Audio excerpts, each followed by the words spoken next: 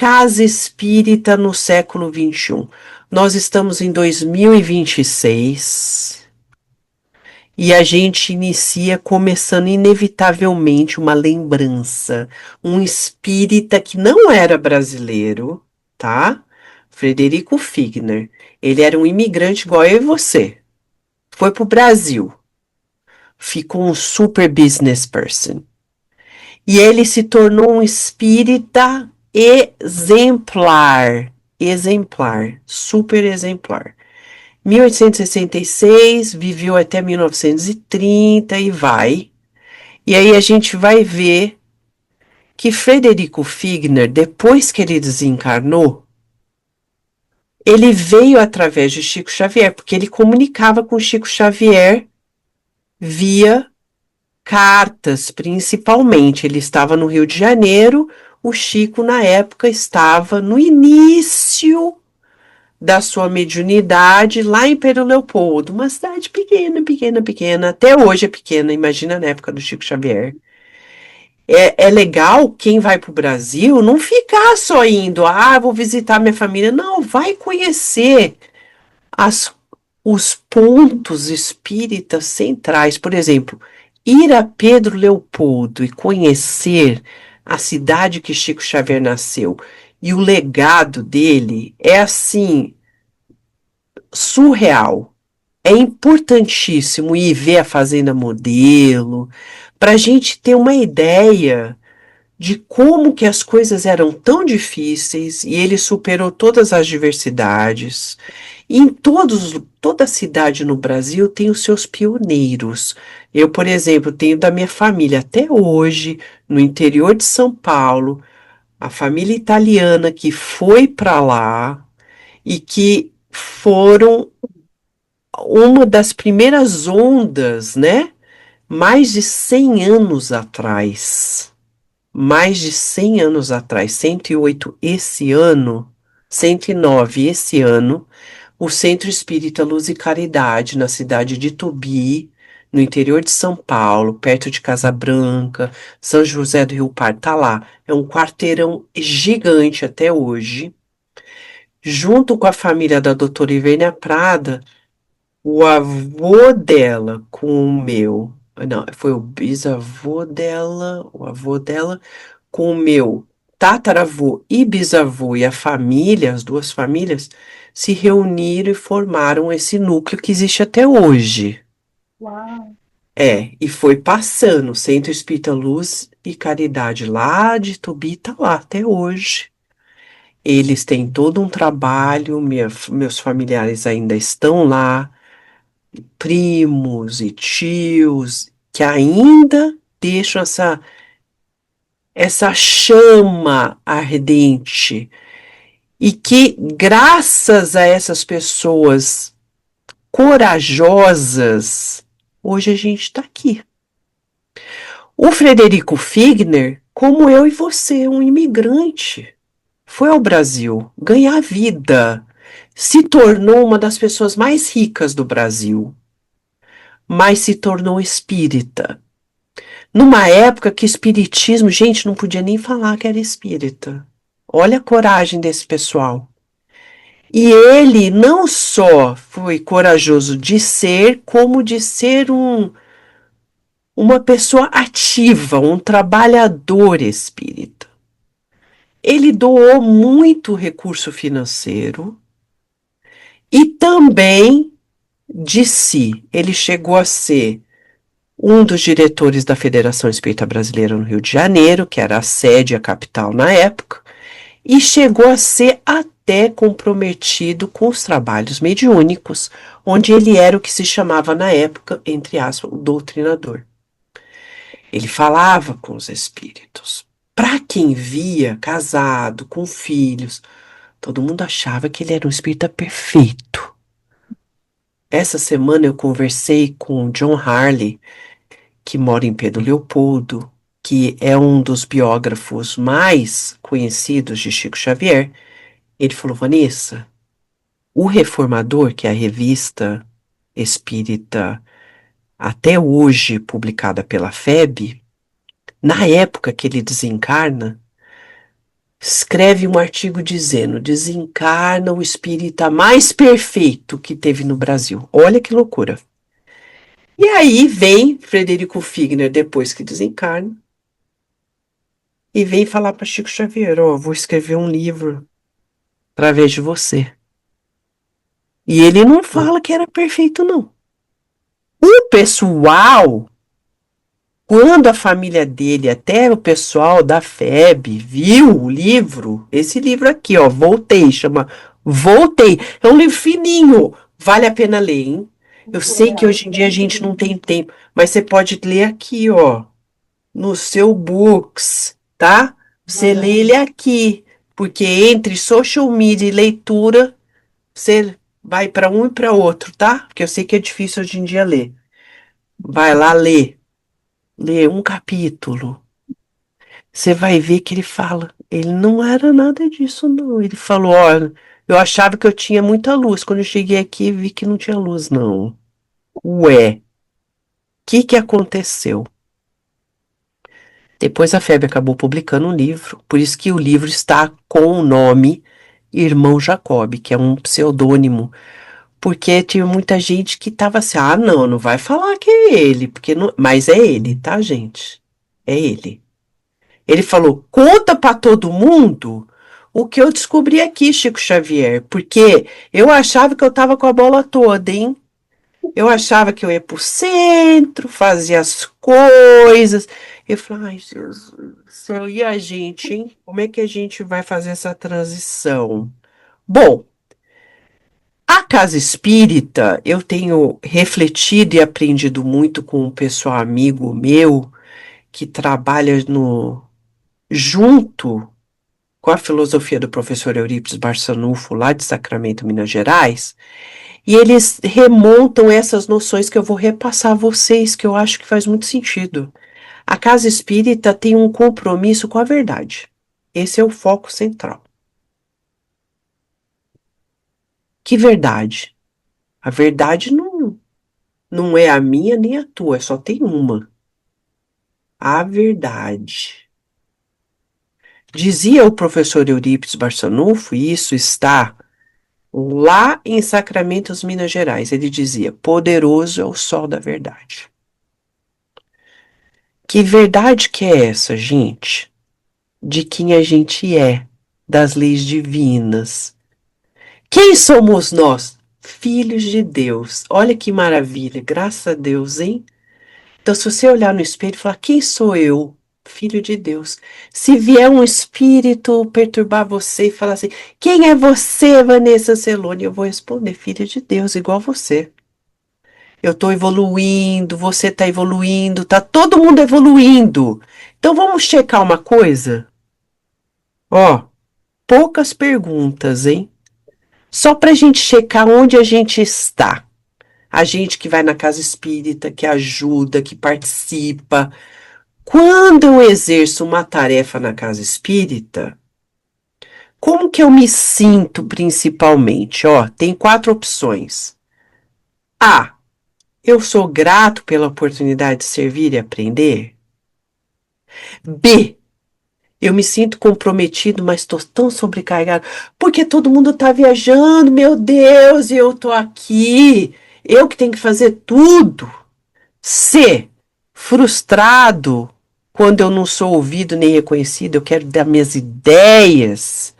D. Eu estou desmotivado quando as pessoas não acontecem, quando as coisas não acontecem como eu imagino. Como que você se sente nesse seu esforço de estar lá na tarefa da casa espírita? Vamos refletir. Agora, outra pergunta. Diante de opiniões diferentes das minhas dentro da casa espírita, como é que eu me sinto? Eu procuro ouvir, refletir, aprender. Ou eu escuto, mas eu tenho uma resistência interior. Ou eu tento convencer os outros de que eu tô certo. Ou D, eu sinto-me incomodado ou pessoalmente atingido quando as pessoas têm ideias diferentes. Isso pode ser para a vida, tá? A gente só tá afunilando para casa espírita, mas serve para o nosso dia a dia. Como que eu geralmente me sinto quando as pessoas pensam diferente, né? Tipo, eu vejo futebol. Tem gente que fala, ai, nossa, você é espírita. Claro, gente, a gente tá no mundo. Futebol brasileiro, tem que ver futebol. É, ué, tem que participar. Mas e se eu, que sou palmeirense, o cara é corintiano? E aí, como é que vai ser, hein, gente? Será que a gente vai ser amigo? Ele é flamenguista. Não, a gente é amigo. Aí tem o John Harley falou assim: ah, Vanessa, você sabe que o Chico Xavier gostava do Corinthians? Eu falei, ah, não. Então achei um ponto que não vai dar certo entre eu e o Chico Xavier. Hã?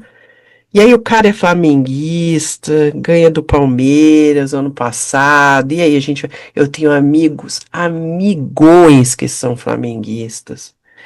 E eu falei, cara, olha, se você é um espírita, tá difícil torcer pro Flamengo, hein?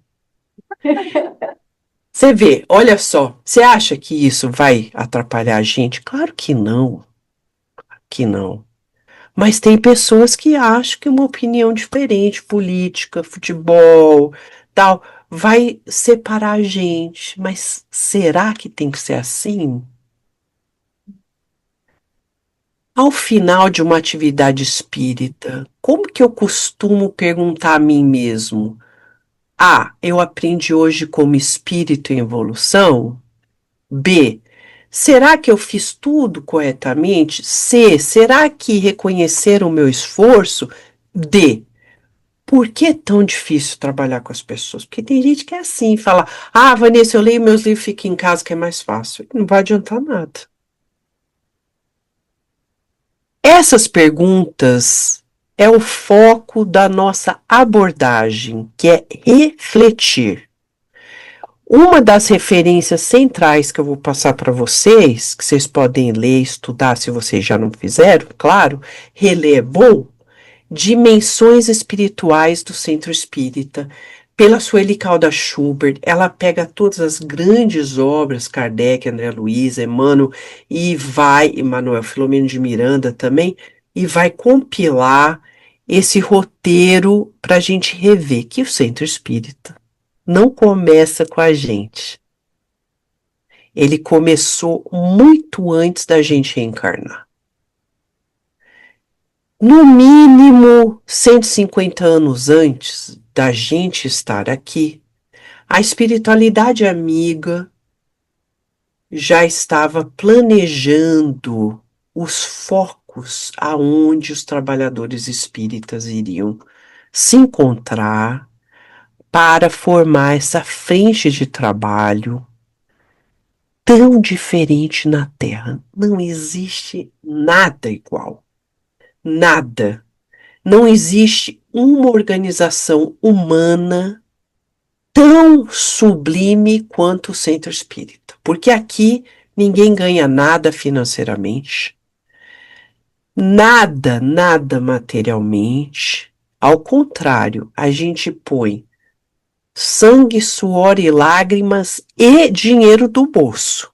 E quem põe geralmente são os trabalhadores, e tem que ser assim mesmo. Porque no passado, a gente estava lá nas igrejas, ó, recebendo. Hoje a gente tem que investir. Não vai vir assim do céu, não. Nem pode. Tem que ser da gente. André Luiz fala isso no livro Desobsessão, onde geralmente são as pessoas que estão na reunião mediúnica de diretoria que têm que investir. Uhum. Que colocar o seu próprio valor. Por exemplo, na minha família, uma parte deu o terreno e a outra deu a construção do prédio que está lá até hoje. E se eles tivessem não feito isso, talvez eu não estaria aqui hoje. Eu agradeço quem deixou de ter aquele bem para a família para ter um bem para a humanidade. Você compra a tua casa, amanhã você desencarna, a tua casa vai para alguém, acabou. Você investe num centro espírita, amanhã você desencarna, aquilo lá fica um bem para a humanidade. Ah, mas nossa, não vai ser mais meu? Não, é de todo mundo. É para o bem coletivo. Então, a gente vai ver que o centro espírita, ele vem como um chamamento para a nossa redenção. No livro Os Mensageiros, André Luiz conta, ele vai contar, principalmente no capítulo 3, que o objetivo da nossa vida é renovação mental. Você e eu reencarnamos para mudanças profundas. Eu reencarnei de um jeito, preciso desencarnar diferente. E tem gente que passa a vida inteira lutando para ser quem já foi milênios atrás. É uma fissura. Ai, quem sou eu? Quem é você? Filho de Deus. Você não é quem você já foi. Você é quem você está se reinventando agora. André Luiz aprendeu isso quando ele desencarnou. Que não vale a pena ficar nesse mundinho pequeno de meia dúzia de pessoas. A nossa família é importante? É igualmente a família universal. Eu não posso me dedicar à minha família mais do que à família universal. E nem vice-versa. Tem que ser igual.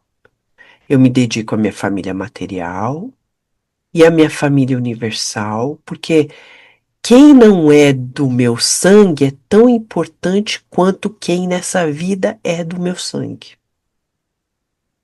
Isso chama materialismo. Tem gente que acha materialismo é a Kim Kardashian, é o pessoal de Hollywood. Não é, não.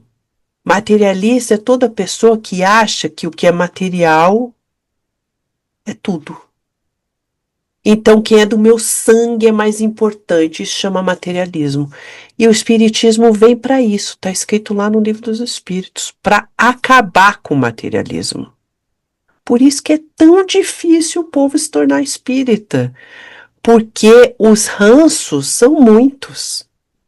A gente acha piamente que a aparência vale mais. A gente ainda acha uma pessoa que está mais velha, ela vale menos, porque ela não tem a produtividade material do que quando ela era jovem. Isso é materialismo. Ah, aquela pessoa já não está bem porque está doente.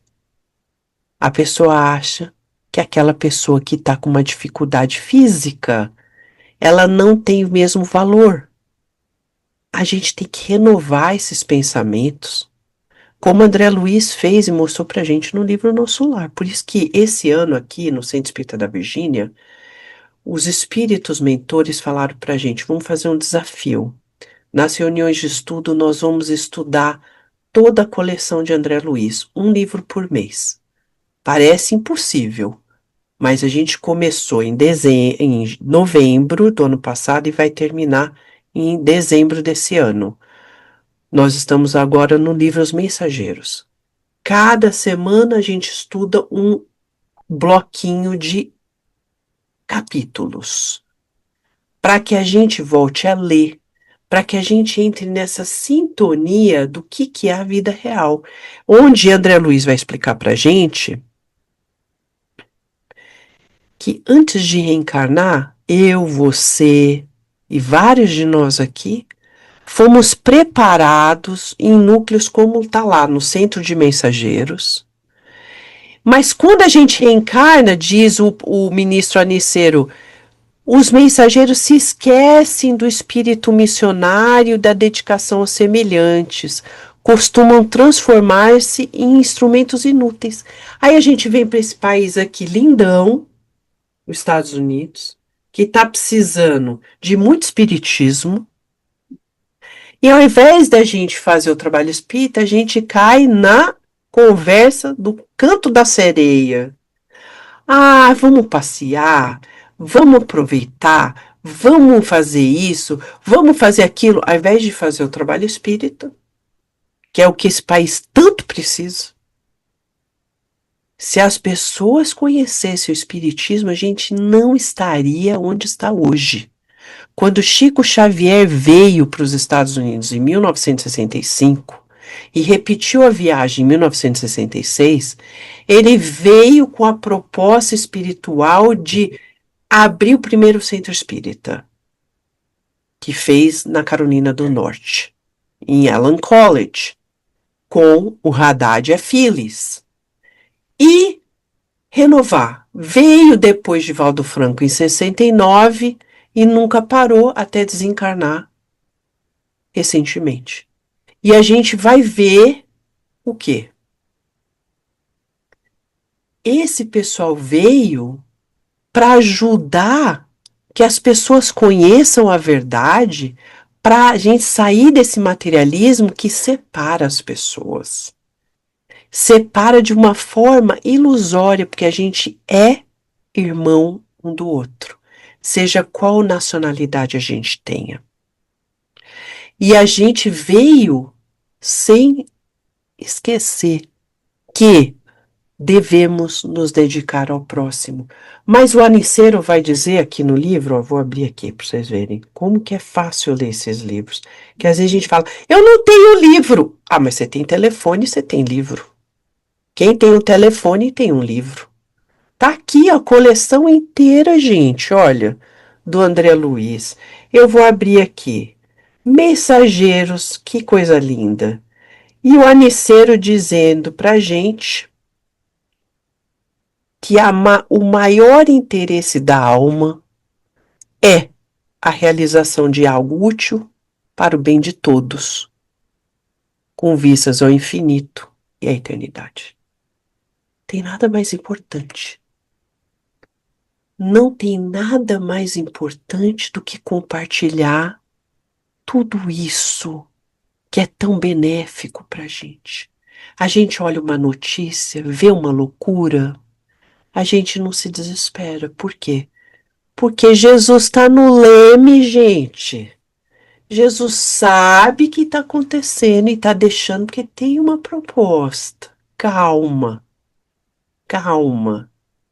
Mas o outro que não sabe, ele pode desesperar e cometer um desatino, porque ele não sabe o que a gente sabe. Então a gente precisa compartilhar. O trabalhador espírita, eu e você, nós temos características que não podemos perder de vista. Precisamos estar nessa autorreflexão constante, tá? Então eu vou dar um exemplo bem bobo aqui, mas real. Eu vejo futebol, eu com meu marido, tal. E a gente vai lá. Ok. Aí eu penso, ontem tinha o jogo do Palmeiras, Campeonato Paulista, tal. Eu falei pra mim, ai meu Deus, eu tenho que preparar as coisas para amanhã pro centro. E também encontrar os amigos de San Diego. Eu não vou perder meu tempo vendo o jogo, eu vou só espiar o placar ali para ver. Eu não vou ficar aqui 2 horas consumida. Eu não quero, essa vez eu não quero. Então tá bom, falei pra mim, venci a mim mesma, falei eu vou usar de uma outra forma o meu tempo. Mas tem dia que eu vou sentar e vou ver. Tudo bem, não tem problema, a gente é humano. Mas eu não vou deixar de cumprir o meu compromisso. Eu vou pensar, eu vou assistir um Netflix, um Prime Video. Será que essa é a melhor escolha? Como que eu vou estar com a minha sintonia na hora que eu ver isso? Será que isso vai me ajudar ou não? Vou dar um exemplo para vocês. Eu estava vendo uma série que chama lá no Prime, The Paradise. Muito interessante, acontece na Inglaterra, numa época mais antiga. Uma época que é muito parecida com a do Frederico Figner, quando ele estava no Brasil. Para mim foi super positivo ver aquilo e tentar extrapolar a vida de Kardec, a vida do Frederico Figner.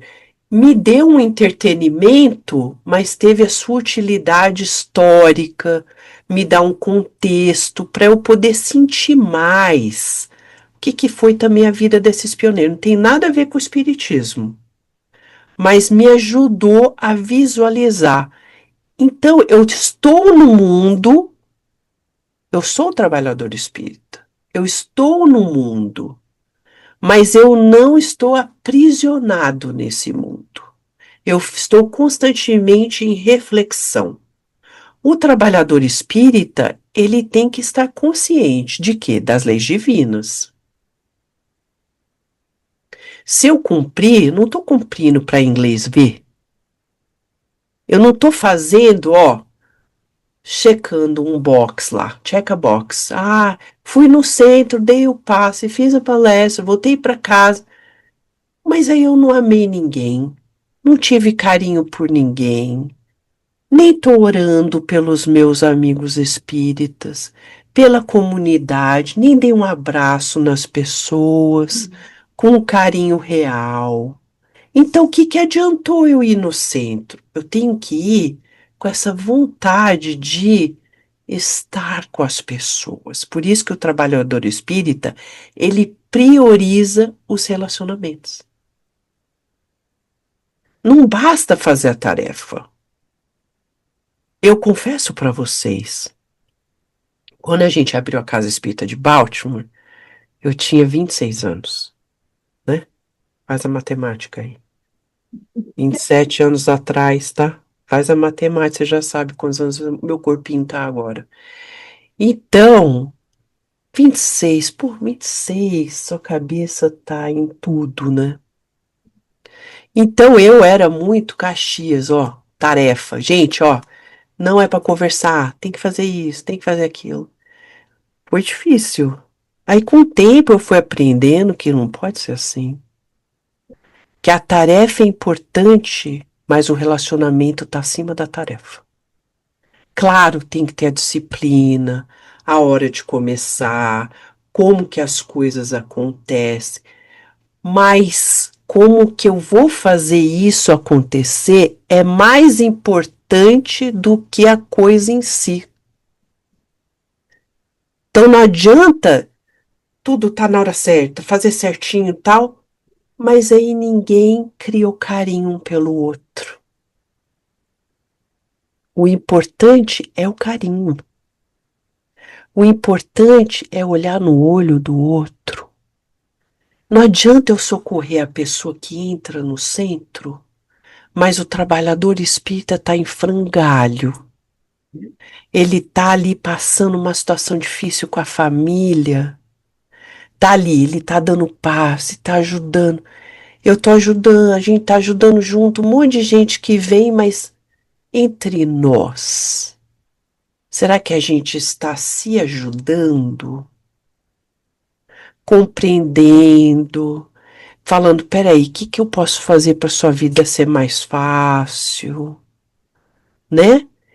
Não ver, não ter essa sensibilidade, né? Quando um trabalhador espírita tem filho, quando um trabalhador espírita ele está passando uma dificuldade familiar, quando ele está passando uma dificuldade no trabalho, uma dificuldade emocional, será que a gente está conversando, está se apoiando, ou está assim, ó, cada um tem que engolir o seu sapo, cada um vem aqui e vira super-herói? Não, não. É fundamental a gente se socorrer mutuamente. Primeiro, esse livro aqui é um livro muito interessante.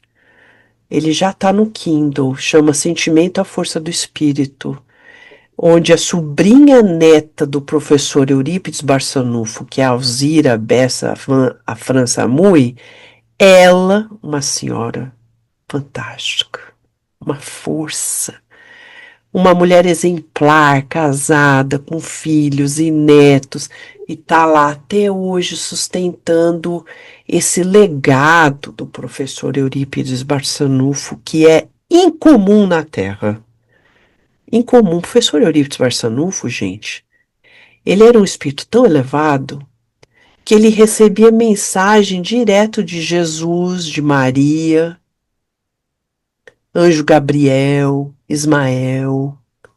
Tem um livro que chama Eurípides, o Médium de Jesus, que foi publicado por lá, na época que Chico ainda estava encarnado, e a gente chegou aí lá pessoalmente, tem uma parte do museu onde tem lá as psicografias do Eurípides Barçanufo, ele como médium, lá em 1906, recebendo essas mensagens. Tá lá, tudo lá imortalizado, mostrando pra gente. Ele vem e fala: olha, não adianta fazer todo esse trabalho se a gente não abrir o coração. Será que a gente, dentro do centro espírita, está abrindo o nosso coração? Porque o Frederico Figner, que é o irmão Jacob do livro Voltei, ele esqueceu disso. Naquela época, né, as pessoas não eram muito de sentimentos, né? Mas agora a própria ciência nos dá essa ciência de que o sentimento é vital para a saúde da mente. Então a gente não pode, engolir as emoções e tem que trabalhá-las construindo sentimentos. Qual que é a diferença entre emoção e sentimento? Emoção é uma reação natural da nossa vivência que está acontecendo. Ah, eu tenho raiva. Ok. Eu tô com tristeza, eu tô com alegria. Mas o sentimento é uma construção consciente. O sentimento de perdão é uma construção. Não aparece do dia para a noite. Tem que fazer esforço. Compaixão, caridade. Quantas pessoas falam: ah, eu não vou ajudar esses desabrigados. Nos Estados Unidos não tem por que ajudar as pessoas, porque tem de tudo nos Estados Unidos. Você vai numa dollar store, todo mundo tem. O governo dá tudo. Não é por isso que a gente ajuda as pessoas. A gente faz o que a gente quer receber. Muita gente tá na rua. Não é porque não quer trabalhar. Ela tá na obsessão. Ela tá bloqueada. Por isso que a gente vai lá dar uma comida, uma roupa, um brinquedo, mas o objetivo maior é levar essa vibração onde os espíritos amigos vão e vão socorrer essas pessoas que estão passando obsessões fortíssimas. Então, esse sentimento de altruísmo, de pensar no outro antes da gente, é algo que eu vou construindo vida após vida. Nunca acaba, porque a gente sempre vai evoluindo. Esse livro, ele explica isso, que a força que a gente tem é na nossa construção do sentimento. Quantas pessoas tiram a própria vida, não é porque não são amadas, é porque elas não amam. Não adianta falar, mas todo mundo te ama, você vai tirar sua vida? Não, não. Você tem que amar para poder querer viver. Você tá amando? Porque se você ama, você não vai abandonar as pessoas que você ama. Não vai. Você vai se sacrificar, mas vai ficar. É a falta de eu amar que faz com que a minha dor seja superlativa. O amor, ele vai cobrir até essas dores. Tá difícil? Tá, mas eu amo. Eu amo, eu vou amar, eu vou ajudar, eu vou querer bem as pessoas. Para ter paz, eu tenho que amar. Não tem como atingir a paz sem amar. Tem como ser feliz. Tem como ser feliz. Outro dia a gente estava falando da social media e a gente falou na Morning Prayer da Kardec Radio que todo dia a gente faz às 10 da manhã daqui, 7 da manhã daí. Uma mensagem linda e a gente estava dizendo: se você tá feliz e tira uma foto, não compartilha não no seu social media. Não, não. Porque quem tá vendo não necessariamente vai sentir a tua felicidade, ao contrário. Vai sentir tristeza de ver que ela não tem o que você tem. Então você não tá ajudando. Mas, Vanessa, eu vou pôr o quê? Compartilha boas notícias. Mas não tira foto do prato que você comeu. Você tá num restaurante, mas tá cheio de gente que não pode ir naquele restaurante. Você tá na praia, mas o povo tá trabalhando. Você acha que os outros vão falar assim: ai, tô tão feliz que a Vanessa tá na praia agora e eu tô aqui trabalhando. Mas quem que vai falar isso? Você acha que você está ajudando e a ciência já comprova que só traz tristeza para o povo.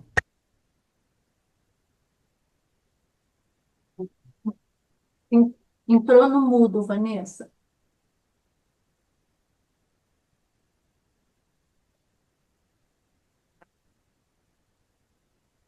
Dá para escutar. Vanessa, ele não mostra como no mudo, talvez o seu microfone se desconectou do seu computador. Não é o Zoom. Tenta desconectar e conectar o seu microfone novamente.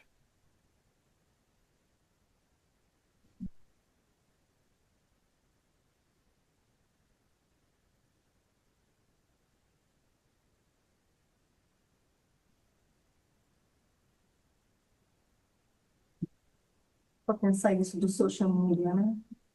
Tá bem que eu não posso nada. Eu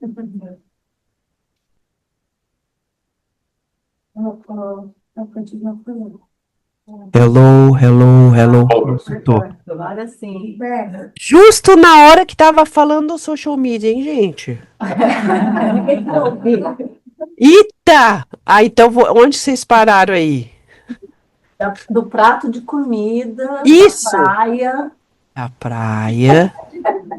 Eu não compartilho, tá? Minhas viagens, onde eu vou, momentos felizes, que a minha filha tá conseguindo isso. Eu não ponho, não. Sabe por quê? Porque eu acho que isso não traz alegria pro povo, não. Eu sou psicóloga, eu converso com muita gente. Não só a ciência já provou isso, mas como psicólogo eu vejo quanta gente fica triste, arrasada de ver o social media dos outros. É ficar assim, nossa, essa pessoa tá viajando, E olha, eu conheço casos atrás de casos reais, que eu converso com a pessoa num dia. O casamento da pessoa tá na pior. No outro dia a pessoa vai no restaurante, o cara dá flores e ela publica lá. Ai, meu amor, grande amor da minha vida.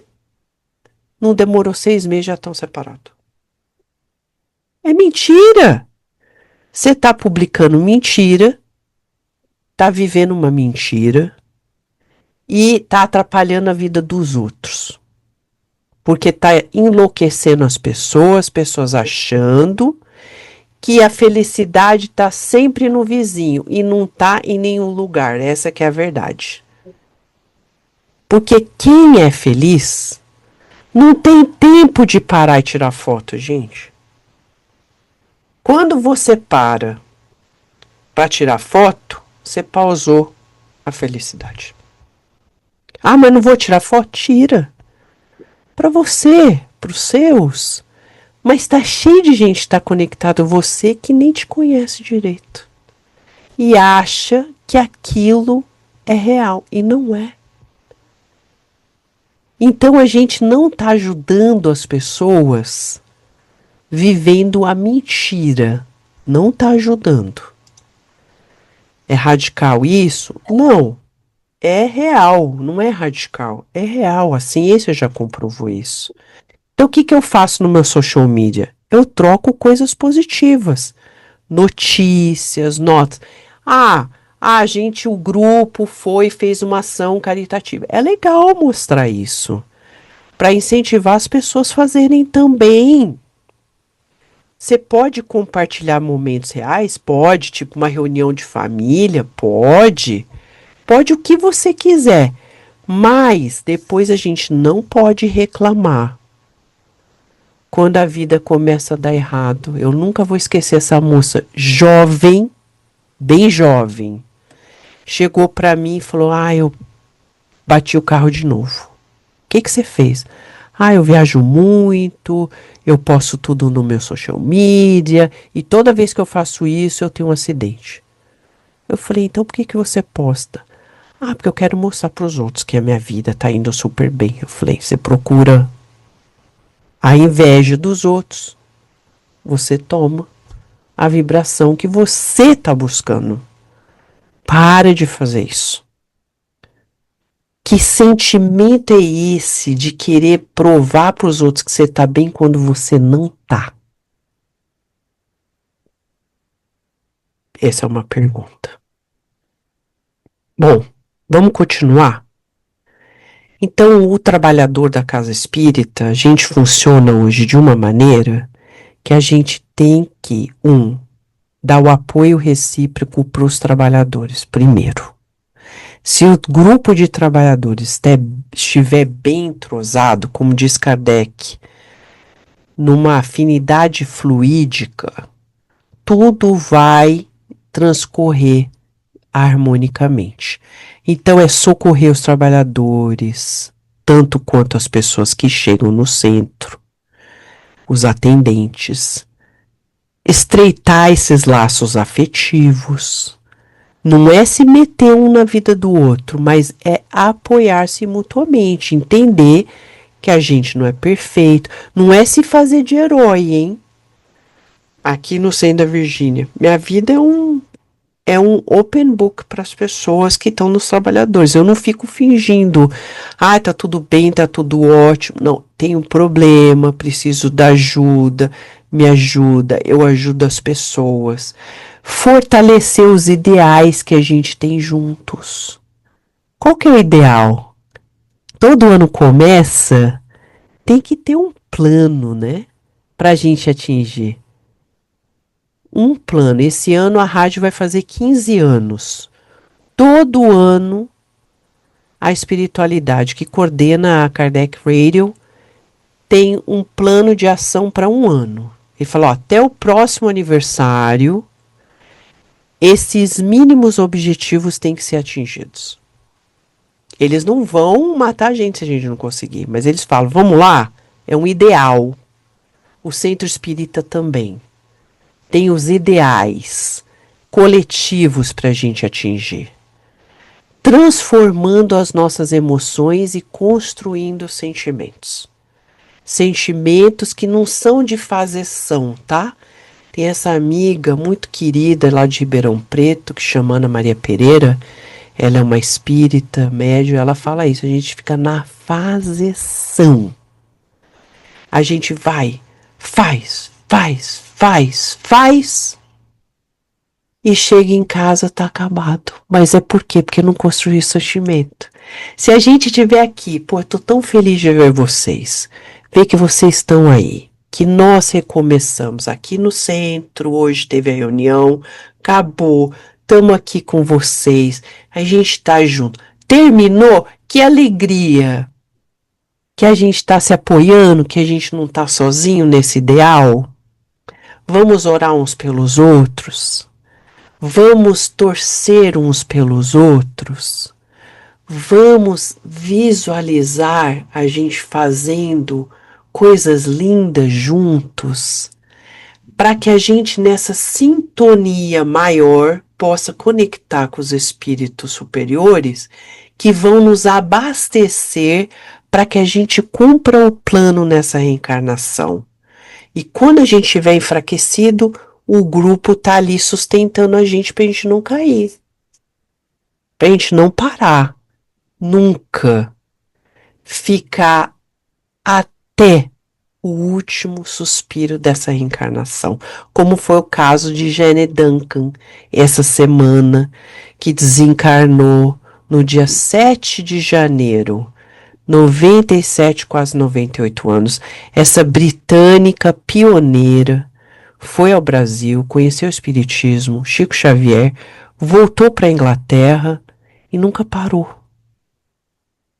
ela traduziu o Evangelho segundo o Espiritismo e foi árdua na sua insistência em fazer o Espiritismo na língua inglesa.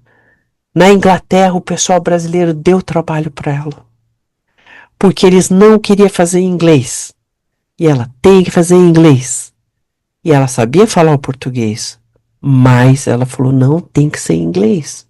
E ela ficou, e agora a Elza Rossi permaneceu com o centro espírita que a Janet Duncan fundou, mantendo essa chama também e fazendo um trabalho que se estende até a Kardec Radio, todo em inglês também.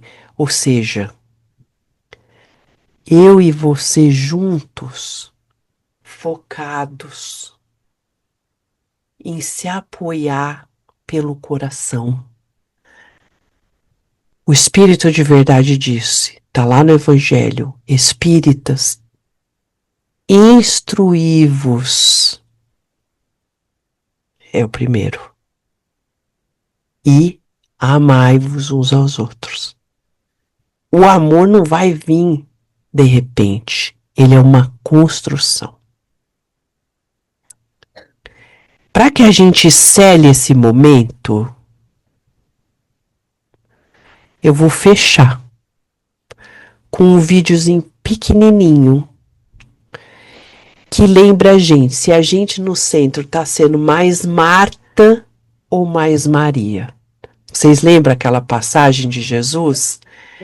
Que as duas irmãs de Lázaro estão lá, e aí Marta, ela tem que fazer o papel dela na época de servir, cozinhar, atender enquanto o pessoal fica escutando Jesus. Mas aí Maria quer escutar Jesus e ela não gostou muito disso. Vamos escutar para a gente ver o quanto que a gente no centro tá sendo Marta que só faz as coisas, cumpre, ou vai ser Maria de estar ali, ó, construindo sentimento com as pessoas. Vamos escutar junto? Vamos ver se vocês escutam, tá? O vídeo. Senão eu vou ter que ir lá pro YouTube. Peraí. Eu vou puxar pelo YouTube, gente, que eu acho que vai ser mais fácil da gente poder ver junto, tá? Esse tá no Chosen, sabe? Aquela série do Chosen. É linda, né? Eu vou botar aqui pra vocês, tá? Eu consegui pegar. Peraí. Onde que tá aqui no Zoom? Vou compartilhar. Eu acho que vai dar pra escutar. Me fala se vocês não escutarem, tá? Peraí, vai começar. It seems you didn't notice my sister has left me to serve alone. And the moment you got here, she hasn't done a thing to serve you. She's completely ignored everything I've been doing to make all of you comfortable. And it's clear that she's not going to notice how hard I'm working on her own. The only thing that could change it is if you tell her to help me.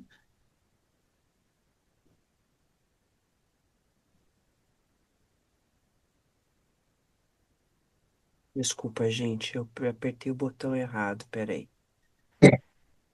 É aqui embaixo. Pronto. Martha, please sit down here with me. How can I sit? Only half your followers have been served. We can discuss this later. I'm sorry. I know, and I want others to hear this. There's nothing to be embarrassed about. You've done a wonderful thing.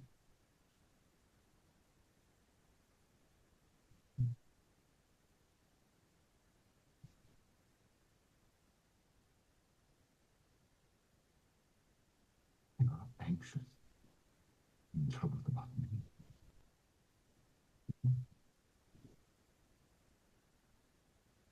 Vitality will always matter, and I'm grateful for what you've done. It's what you deserve. And more. Your intention is well-meaning, but only one thing is truly necessary. The best way to serve me is to pay close attention to my words. That is the priority. That is what your sister has chosen. It is a good portion, and it will not be taken from her. Take. The food, the servings, they are wonderful. But they'll pass away. But the rest of this world, my words, they'll never pass away. Mary has chosen to feast on something of eternal value. I want you all to hear this clearly. I do not rebuke Martha. Acts of service are beautiful. Action is good. You are doing what you thought was expected of you. And what you do is valuable. And Mary probably could have helped a little.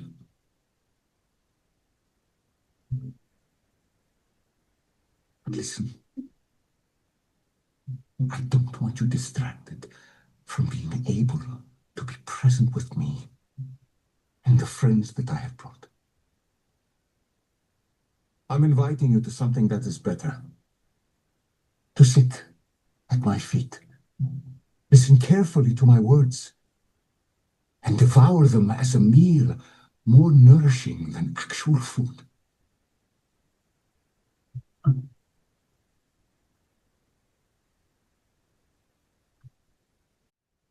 Friends. Okay, so what Jesus is telling us is to be a spiritist with the heart. That's what his words. Essa é o que as palavras dele, as palavras estão falando. Quando a gente entra no centro espírita, não basta ser que nem Marta. Eu ligo a luz, eu faço isso, eu dou passo, eu falo. Consegui, fui embora. Ai, meu Deus, estou mais cansado que quando eu cheguei. Não, eu tenho que sair do centro. Falando, hoje, eu amei mais do que da última vez que eu estava aqui. Eu compreendi mais. Eu enxerguei melhor a necessidade das pessoas. Eu me senti mais junto com o pessoal do que quando eu não estava aqui dentro. O Centro Espírita no século XXI não é mais um lugar de estudo frio, de conhecimento que vem, que vai, intelectual. Nós não somos fariseus. O Frederico Figner, o irmão Jacob do livro Voltei, ele aprendeu isso. Ele era como Marta. Fez aquilo que esperavam dele, mas ele aprendeu que para eu ter luz, eu preciso abrir o meu coração. O espírita do século XXI, a casa espírita, ela é um núcleo de amor. Se a gente se amar, a gente vai conseguir compartilhar esse amor. Quem entrar, inevitavelmente vai sentir esse carinho, esse aconchego, essa hospitalidade que vem do coração. Ele não vem das mãos, ele não vem de lugar nenhum. Ele vem da nossa vibração. Muito obrigada por a gente estar aqui hoje junto, gente. Um abraço carinhoso para vocês, tá? Sentir, faz de conta que a gente tá que nem Marta, sentado ao lado de Jesus, tão bom. Ele nos compreende, ele sabe. Vamos respirando, sentindo esse carinho dele. Ele sabe das nossas dificuldades, mas ele sabe das nossas potencialidades. Mestre Jesus, quanto carinho na tua presença renovada, dentro dos nossos lares espíritas, as casas espíritas, núcleos de luz, onde nos encontramos e reencontramos. para nos renovarmos. Obrigada pela tua paciência, pela paciência dos espíritos amigos que em teu nome cuidam de nós, os mentores de nossas casas espíritas, que com sua visão maravilhosa nos convidam a um novo ano, um ano de ação no bem, no amor e na paz. Visualizamos as nossas casas espíritas unidas numa ponte de luz, unindo costa leste e costa oeste dos Estados Unidos, banhando toda a nossa nação tão querida em esperanças de paz e renovação. Obrigada, Jesus, por confiar em nós e por nos dar essa oportunidade de aprendermos, de trabalharmos, de repararmos as nossas escolhas do passado. Que todos em nossas vidas sintam esse banquete de luz que vem do seu amor, da sua presença amiga, da sua presença pacífica, apaziguando nossas mentes, corações. E visualizamos agora cada um de nossos lares. Junto a ti, abrimos a porta de nosso lar, da nossa casa. Visualizamos o Senhor lá, abençoando-nos a todos, encarnados e desencarnados, e deixando-nos flores de luz na nossa mesa de refeições, para respirarmos o ar do teu amor durante essa semana, nos fortalecendo para cumprirmos a vontade de Deus na terra. Muito obrigada, Jesus, por tudo e principalmente por este momento tão terapêutico. Que possamos estar contigo como o Senhor conosco está. Muito lhe agradecemos e que assim seja.